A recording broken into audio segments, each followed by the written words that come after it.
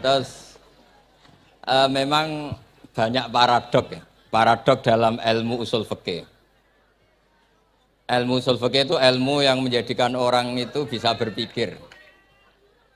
Gitu. Kalau tak cerita tentang pertama tentang Ki Akil sing al ma'ruf bi ahli nahwi. Nahwu riyen di era dulu itu dadekno tiyang dadi wali. Sampai disebut hatta nahat qulubuhum li nahwihi famin azimi sya'nihi lam tahwihi. Terus orang-orang baik niku ketika wusul teng pangeran nyebut Allah la ilaha illallah mboten saged. Sagete namung nyebut dhamir sa'an niki niku hu. Akhirnya kathah toreko sing ha hu niku gara-gara ahli nahwu niku. Nah, disebut fa'uribat makna domiris syani. Jadi ngelafatkan la ilaha illallah tidak bisa, tapi hu bisa. Mergi ke Jawa ini tukang ngakali, terus hukum ini diakali. Sakjane teke hadis ini mangkana akhiru kalamihi la ilaha illallah dakhalal jannah. Tapi ada kekhawatiran pas la ilaha mati. Lan la ilaha mati rak radi kaya ateis. Ora ono pangeran maujud mati. Sampeyan kan gak iso janjian mbek Israel. Kan mboten saged weanan, mboten saged kong kali kong. Nah, daripada la ilaha niku resiko karena takut mati pas la ilaha dereng illallah. Terus Ki Jawa mulai nalkin ngangge Allah. Tapi Allah sarasan itu tidak mewakili la ilaha illallah. Akhirnya diambil dhamir sa'an fa'lam annahu la ilaha illallah. Niku asal usulnya.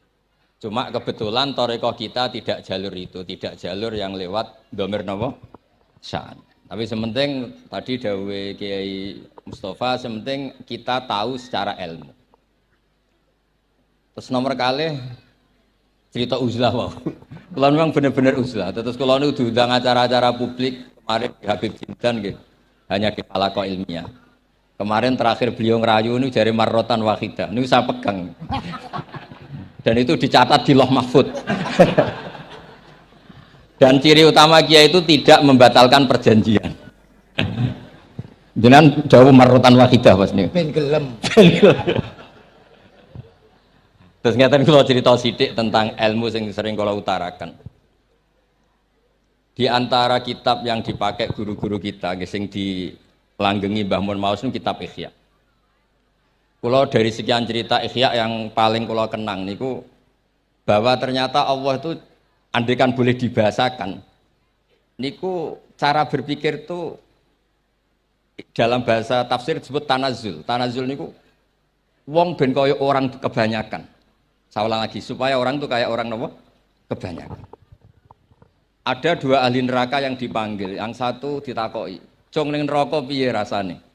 "Syarru makan." "Mboten enak, Gusti." Terus pangeran diken balik, "Ya wis kono cung mlayu balik nang neraka." Niku tiange lari kencang, sekencang-kencangnya. Semangate seneng ape kon balik ning neraka.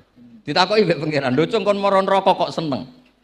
"Kula nu pun kapok Gusti, kula nu nyesal ketika di dunia nak jenengan utus niku lelat-lelet. Niki kula tobat dengan bukti dikan jenengan teng neraka kula mlayu."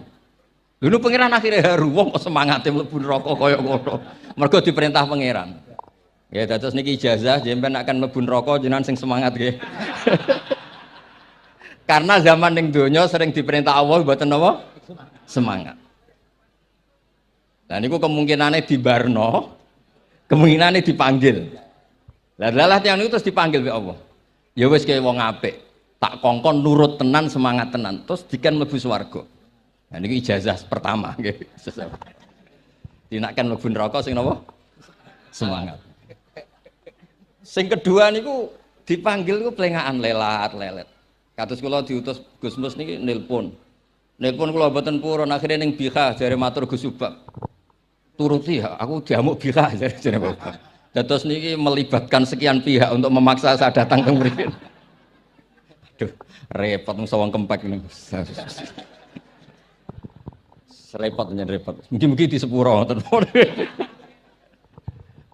Yang kedua niku diken mlebu neraka malih lelat-lelet, ndelok pangeran mboten semangat.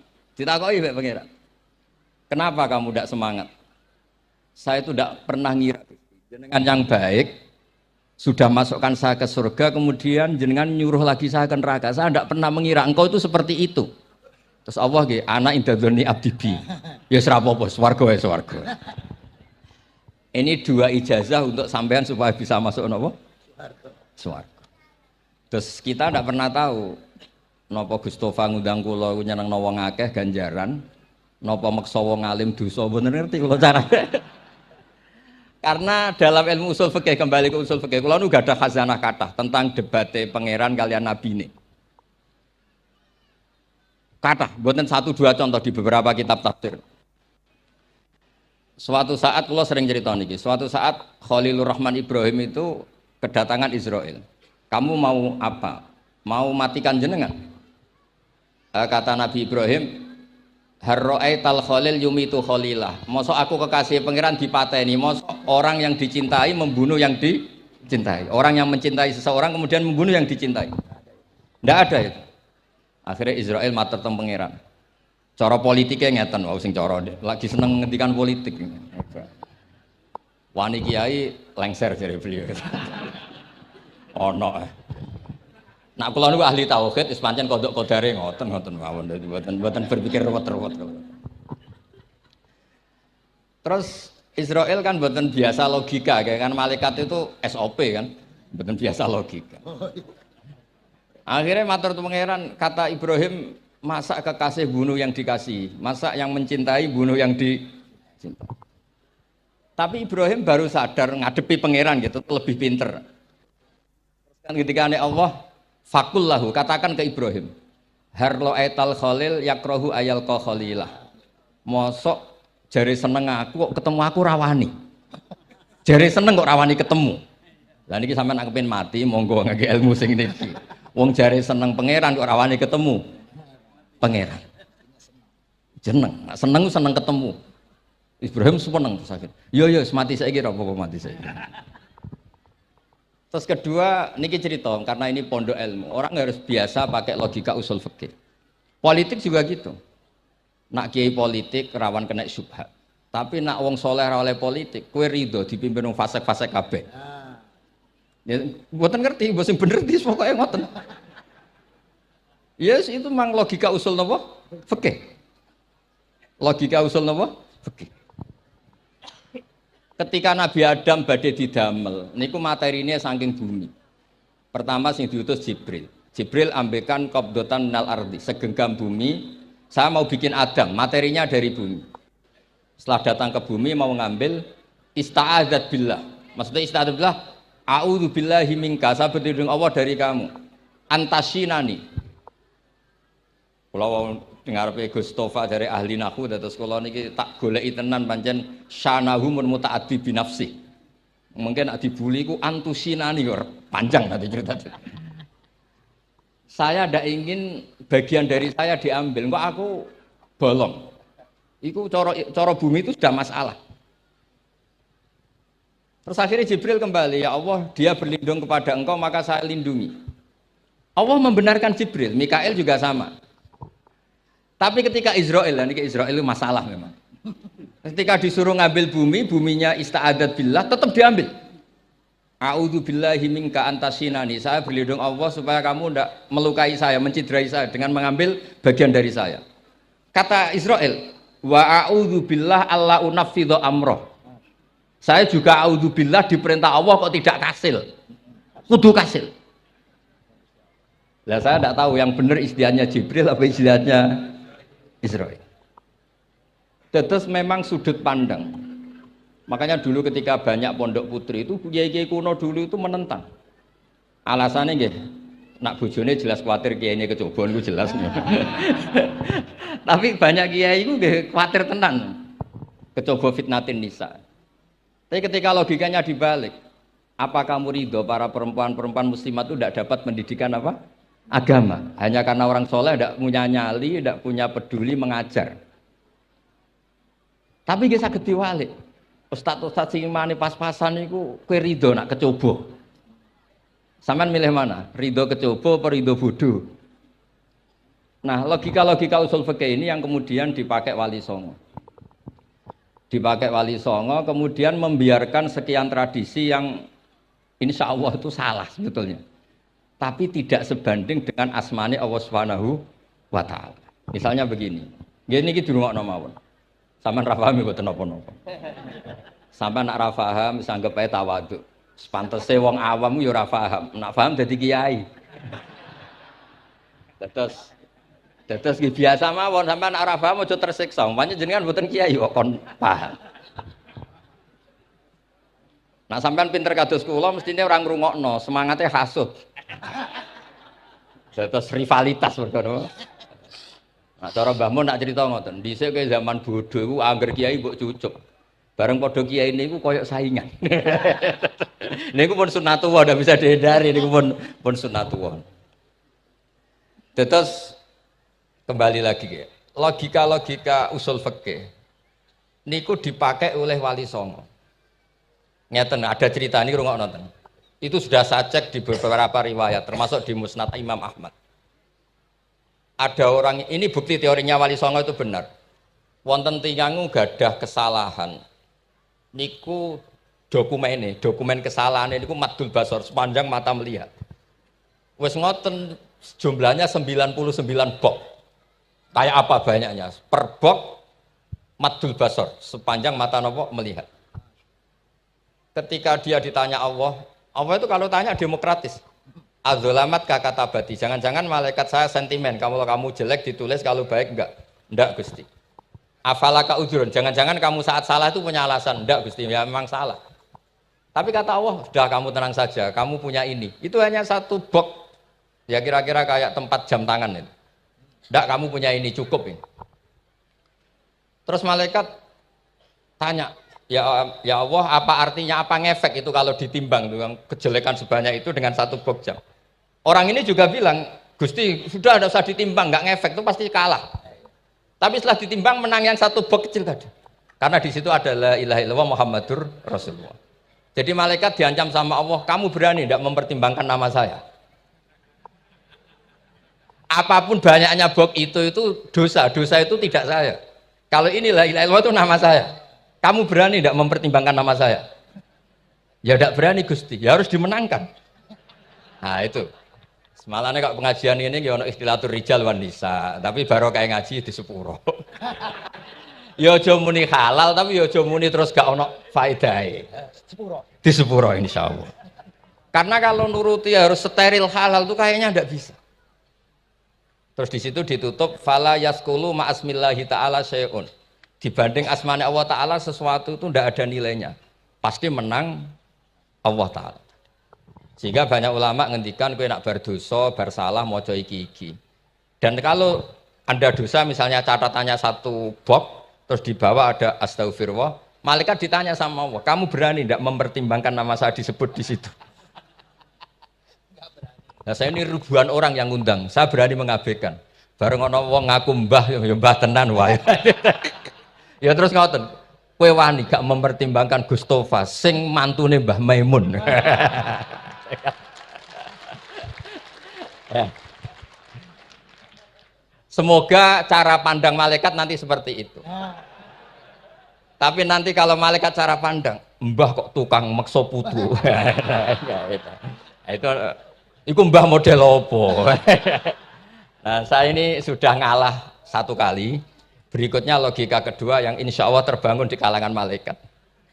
Yaitu mbah ora oleh maksa napa? Putu. Ning dinggon mbah yang baik putune dolanan di barno. Ini ora. Putu lagi asik-asik dolanan. Rene. Kon nyapu. Itu udah jenis mbah yang baik. Terus kula suwun lah ngaji usul fikih yang serius karena itu menjadikan kita bermartabat. Kulo niku sering lepas jenazah tangga-tangga kulo nggih panggihane delok TV, nak bengi nggih ngelamun, ngayal sugih, kadang yo ngapalo tikus sing liwat dhuwure saking ra ono penggawean. Tapi kulo nak lepas jenazah ini orang baik. Sampai bojone protes, "Apik opo lek Gus angger bengi iku mau ngelamun ngitung tikus liwat, ngitung apa itu." Terus kulo matur, ngitunge aja ngono, ngitunge tarokal ma'asiya. Wong ning omah itu artinya tidak dugem, tidak melakoni maksiat. Itulah yang menjadikan usul fikih itu ilmu yang sangat terhormat. Coba kalau Anda jadi pakar usul fikih kayak saya, mau kaji betul usul fikih. Orang tidur semalaman jangan bahasakan tarokat tahajud, wa tarokal witro, wa taroka qiyamal lail. Tapi bahasakan taroka zina, wa tarokal ghibah, wa taroka kada wa kada minal ma'asi. Keren buatan. Keren. Kalau kamu udah ahli usul fikih maka kiai kok amen turu. Kiai kok guyon suwengi. Lu kiai guyon suwengi itu melawan. Kiai itu ustaz juga manusia. Karena bengi ku ya kepen nonton. Tapi kan mboten pantes. Akhirnya korbannya santri ini dijak guyon gak jelas. Lah apel neng rodo ya ora pantes. Ngelawan nafsu itu berat. Caranya ya dilalek-lalekno guyon niku. Lah muga-muga malaikat kabeh ahli usul fikih nganggep ngono iku perlawanan terhadap keinginan apa maksiat.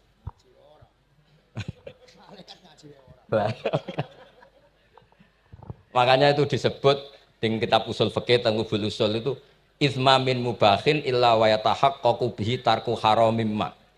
Fa yalzamu minas sukun tarkul qatli wa minas sukut tarkul hibah.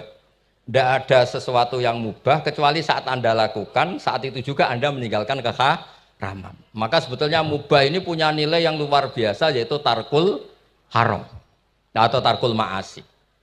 Jadi sawangane sampean nang omah kukar-kukur, mlebu metu, kukar-kukur meneh, mlebu metu, bariku turu angop, ngorok. Nah, semoga malaikat ini al-usuli sehingga ngitung itu hada tarokal ma'asiya kullaha. Hebat. Ini orang yang tinggal napa? Maksiat. Tapi nak malaikat itu jenis rada ekstrim. Alumni kempek suwengi ra tahajud ora witir ku alumni opo? Malah kalau niku ngaji usul fikih terus supaya diperdengarkan ke malaikat. Supaya teorinya pakai usul napa? Fikih. Jadi kalau melihat kita melakukan mubah niku dihitung tarkul napa? Ma'as. Nah ini pentingnya ngaji. Kalau nate ditanya sama seorang dosen, Gus, masa iya Quran yang katanya mutu semutu-mutunya, kemudian ada ayat kulu washrobu. Mosok urusan mangan, gak usah disuruh orang juga makan. Terus kualitasnya kulu washrobu itu di mana? Terus kalau jawab, terus sorokan yang penting wopo, rapat utawa seminar. Ndak ada rapat, ndak ada seminar itu kamu ndak mati, tapi kalau nggak makan itu mati. Penting mana? Ya penting makan. Lah iya, jadi orang itu lupa kalau sesuatu yang seserius itu karena menjaga nyawa, yaitu makan. Terus karena makan tuh hal yang murah dianggap biasa, itu bahaya. Sehingga sebetulnya yang kita bisa jadi wali lewat hal-hal keseharian tidak bisa jadi wali karena tadi. Saya punya hadis, ini mudah sekali untuk Anda jadi wali. Bahkan di atas wali lah. Inna woha ta'ala layardo anil abdi. Pakai inna masih pakai lam taukid. Inna woha layardo anil abdi ayyakulal aklata fayahmadahu alaiha. Au yasroba syarba fayahmadahu alaiha. Allah itu sangat ridho. Ada orang makan satu asupan kemudian dia muji Allah. Loh, orang tidak punya alpat itu tidak mati, tidak punya tanah ribuan hektar itu tidak mati. Tapi kalau nggak makan sesuap nasi, mati. Penting mana? Penting makan. Tapi gara-gara kamu tamak, untuk syukur nunggu punya alpat, untuk syukur nunggu punya tanah banyak. Anda ini bodoh. Mau syukur saja syaratnya kok banyak. Jadi sebetulnya kalau kita mau jadi wali itu cukup setiap makan itu kamu syukur. Fayahmadahu alaiha. Au yasroba syarba fayahmadahu alaiha. Makanya wali-wali dulu kalau didik raja yang sedang berkuasa itu ditanya. Kamu raja besar, punya pengaruh besar. Andaikan kamu di padang pasir dan kemudian Anda tidak mendapatkan air sama sekali. Apakah kamu menggantikan kerajaan kamu demi beli satu seteguk air? Iya, akan saya beli karena saya kalau tidak minum mati. La tafrah bimulkin la yusawi jar'atamain. Kamu jangan bangga dengan sistem kekuasaan yang tidak senilai dengan seteguk air. Orang nggak jadi raja itu nggak mati, tapi kalau nggak minum mati. Terus akhirnya dosen itu tahu, wah berarti kulu wasrobu itu luar biasa, Gus. Ya, sangat luar biasa. Makan dan minum itu luar biasa. Makanya terus adat kiai mertamu mangan. Kalau tadi baru datang kon mangan, di sini ya ada mangan. Ya saya anggap aja itu proses jadi wali, ngoten Pak. Jadi segampang itu jadi wali. Nah, kemudian gara-gara torekoh, terus jadi wali ku repot kon maca 10.000 wiridan, kon opo. Kesuwen nih cara-cara kesuwen. Karena ini partai gak toreko tadi. Dulu abahnya Mbah Maimun Mbah Zubair itu kalau disuruh wiridan lama-lama itu nggak mau. Sementing diridani pangeran, moco kok akeh-akeh. Nah, itu partainya partai ahlul ilmi. Ya partainya partai ahlul apa? Ilmi. Nah kemudian karena saya ini nekuni tafsir ya, itu saya kepengen ya menggerakkan supaya ilmu Quran itu menarik. Caranya apa? Cari sisi ekstrimnya. Kalau bolak-balik, kenapa sih orang nggak janggal? Nggak janggal itu udah iskal. Quran itu kan kalamu Allah. Saya ulang lagi, Quran itu kalamu Allah. Masa iya Allah yang Tuhan kemudian ngendikan iya kana butuh iya kanas tai. Kepadamu aku menyembah. Masa Allah ngendikan gitu pada kekasihnya Nabi Muhammad. Padahal Allah itu al-ma'bud bukan abid. Allah yang disembah bukan yang menyembah. Semua ahli tafsir, saya bukan bilang sebagian, semua ahli tafsir pasti ngendikan begini. Wa yuqaddaru qabla qaulihi ta'ala iyyaka na'budu qulu. Sebelum iyyaka na'budu itu ada kata yang disimpan yaitu qulu. Jadi iyyaka na'budu itu betul ngendikane Allah, cuma sudah dikasihkan Jibril kepada umatnya Rasulullah. Jadi Jibril bilang gini ke Rasulullah Muhammad, Muhammad qul iyyaka na'budu. Kemudian Nabi juga bilang ke umatnya qulu iyyaka na'budu. Jadi ini kalam Allah yang sudah milik kita. Nah berhubung milik kita, kita sah mengatakan iya karena kalau tidak janggal, masa iya Allah berdoa ihdinas siratal mustaqim, tunjukkan kami jalan yang benar. Lalu kalau ihdinas siratal mustaqim kalam Allah berarti kan Allah yang berdoa. Nah, sehingga semua tafsir bilang sama, wa yuqaddaru qabla qauli ihdinas siratal mustaqim qulu. Nah, terus ada mufassir lain bilang jangan mulai iya karena butuh ya semuanya, mulai bismillah, qulu bismillahirrahmanirrahim. Masa iya Allah sendiri yang bilang bismillahirrahmanirrahim. Nah, dengan tafsir seperti ini terus kita akhirnya lagi-lagi kembali ke usul fikih, kembali ke balaghah, kembali ke nahwu. Kalau enggak, ya Anda akan menafsiri Quran pakai logika Anda sendiri. Sampai ada mungkirus sunnah. Pokoknya sementing kembali ke Quran. Orang roh Quran itu kayak apa? Saya kemarin ngaji di Sedan di daerah saya bilang, Sayyidina Umar itu Islam sebelum minta hidayat. Khalid bin Walid ya Islam sebelumnya ya tidak minta hidayat. Lah itu kan janggal, padahal katanya Quran itu hudal lil muttaqin, petunjuk bagi mereka yang takwa. Padahal tidak ada sabkut takwa untuk Umar. Umar tidak pernah takwa, tapi nyatanya Islam. Bahkan dia masuk ke rumahnya Zaid bin Arqam itu mau bunuh Nabi, mau nyari Nabi, bukan mau Islam. Tapi ketika dengar iparnya membaca Toha ma anzalna alikal Qur'ana litasqa, kemudian dia masuk Islam. Lalu gimana tentang hudal lil muttaqin, petunjuk bagi mereka yang takwa? Banyak ulama yang mengatakan lil muttaqin itu balaghahnya lil iktifa, lil muttaqina wa ghairihim. Jadi Quran itu petunjuk bagi yang takwa dan yang tidak takwa. Dan itu di bahasa Arab sah. Di bahasa Arab sah. Misalnya gini ya, kalau sampean punya ponakan dolan, cong-cong nang mangan. Ya maksudnya ya mangan mbek ngombe, mangan tok seretan mati kan. Itu kan satu paket. Sarobila taqikumul harra wal barda. Pakaian yang melindungi dari panas, di situ nggak disebut wal barda, tapi artinya juga wal barda. Karena kalau tidak diartikan lil iktifa, nanti Quran itu memberi petunjuk bagi yang sudah muttaqin, corong doang nguyai segoro, wis takwa kok. Nah ini kita butuh ahli tafsir yang al-usuli. Karena itu yang menjadikan Quran punya kualitas lagi. Seolah lagi punya kualitas lagi. Kalau enggak, Quran tuh kayak biasa-biasa saja, kayak tadi kulu wasrobu kayak dan seterusnya dan seterusnya. Jadi kalau suwun barokahnya hormat sama orang alim kados Ki Akil, Ki Siras dan tenaga keluarga mriki. Orang menghidupkan logika ilmu lagi. Jadi kalau seneng lah nak dalam Gusmus ahli ilmu mboten krana niat fakir mboten. Biar sampean ngerti lah kalau ngadepi ahlul ilmi itu pun mboten level. Ahlul ilmi itu kalau punya logika itu tidak bisa dibantah. Saya beri contoh sekian contoh yang nyata yang diajarkan Rasulullah SAW. Nabi itu pernah mau dipermalukan orang karena Nabi ngendikan la adwa wala tiarata, tidak ada penyakit menular. Terus ada orang iseng kok onta yang kena kudisen itu dijejerkan yang waras ikut kena kudisen. Terus orang ini tanya, ya Rasulullah ini tadi sehat, tapi kena onta yang kudisen ikut kudisen. Nabi tanya lagi, faman a'dal awal, yang kudisen pertama ketularan siapa? Wah itu dari Allah ya, maksud saya seperti itu.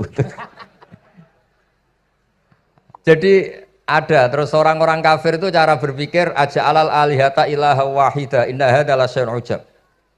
Muhammad ya tentu mereka masih jangkar. Muhammad problem kita ini banyak. Kalau Tuhannya satu tidak cukup. Ada problem kredit macet, ada problem macam-macam kan. Utang piutang macam-macam. Kalau Tuhannya satu tidak cukup. Kita butuh Tuhan banyak karena problem kita banyak. Lalu Nabi mengajarkan mereka apa logika yang dibangun. Kalau kamu jadi buruh, kemudian majikan kamu banyak, semuanya merintahkan kamu bingung enggak? Ya bingung. Tuhan kamu itu majikan kamu, kalau banyak-banyak perintah semua kamu yang bingung. Ya sudah mat Tuhannya satu saja. Itu disebut dorobawa masalah rojulan fihi syuraka umutasakisuna warojulan salamal lirrojul. Nah, sekarang itu kita ini mulai kehilangan fatonahnya Rasulullah SAW. Nabi dulu itu kalau nerangkan ilmu, itu logikanya gampang sekali. Logika yang dibangun tuh gampang sekali. Ada orang cerita, ya Rasulullah saya ini ada sekian anak saya, yang paling saya cintai satu. Apa saya boleh melebihkan yang paling saya sayangi dalam pemberian? Nabi jawabannya itu tidak langsung jangan enggak. Apakah kamu berharap bahwa mereka semuanya baik ke kamu? Iya, semuanya saya ingin baik ke saya. Ya kalau gitu jangan. Kan tidak fair kita mengunggulkan yang satu, melebihkan yang satu, sementara kita berharap semuanya baik. Itu tidak fair kata Nabi. Jadi dulu Nabi itu, terus ini yang cerita fikih. Dulu Ahlul Madinah itu mangga, itu masih pentil sudah dijual. Pentil dijual harganya 2 juta. Masa iya pentil harganya 2 juta? Karena dengan asumsi sudah jadi mangga. Tapi ketika Nabi datang di Madinah dan penduduk Madinah itu abkhosna sikailan, orang paling buruk dalam pertimbangan dalam jual beli. Nabi cara ngendikan itu unik. Ara'aitum law anna waha yamna'us samra fabima yastakhillu ahadukum mala akhi. Kalau pentil ini ternyata kena angin terus kemudian tidak jadi buah, lalu kamu nerima uang 2 juta itu atas nama apa?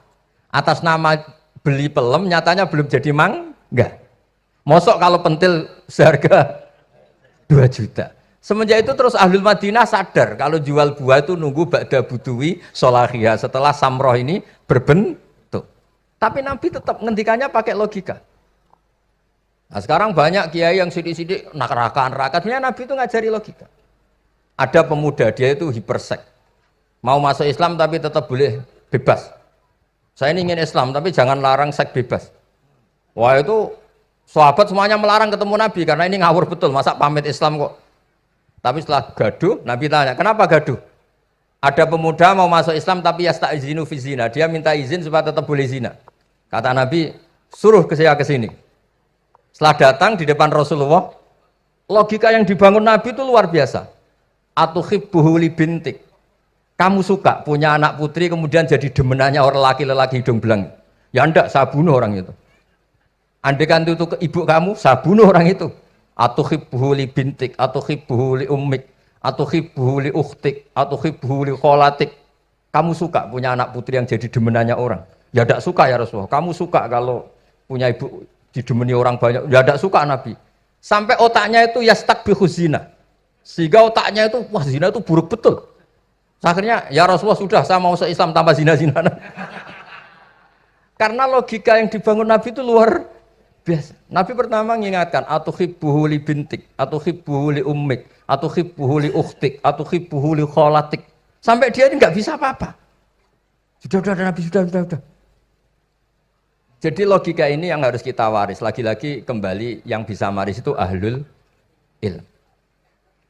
Sama itu kan kayak diskusinya Nabi Yahya dan Nabi Isa. Nabi Yahya itu suka berkawan orang-orang soleh. Setiap berkunjung di mana itu nyari yang orang-orang soleh. Ditanya kenapa kamu berkawan orang soleh? Ya berkawan orang soleh itu asik. Tapi kalau Nabi Isa enggak. Kalau ada desa-desa yang masih hitam, masih merah itu dikunjungi kemudian dibina. Ditanya sama Nabi Yahya, lima anda tanzilu ala syirarin nas. Kok kamu kumpul orang-orang yang kayak gitu? Jawabnya beliau, innama ana tabibun udawil mardo. Di mana-mana Nabi itu ya dokter. Di mana-mana dokter menyembuhkan yang sakit. Jadi dulu logika kebalikan itu dibangun, sehingga dulu ulama khilaf itu ikhtilaful a'immah apa? Rahmah. Masyhur itu. Saya sering cerita dan itu ada di kitab Khilyatul Auliya. Nabi Yahya itu lebih ceria.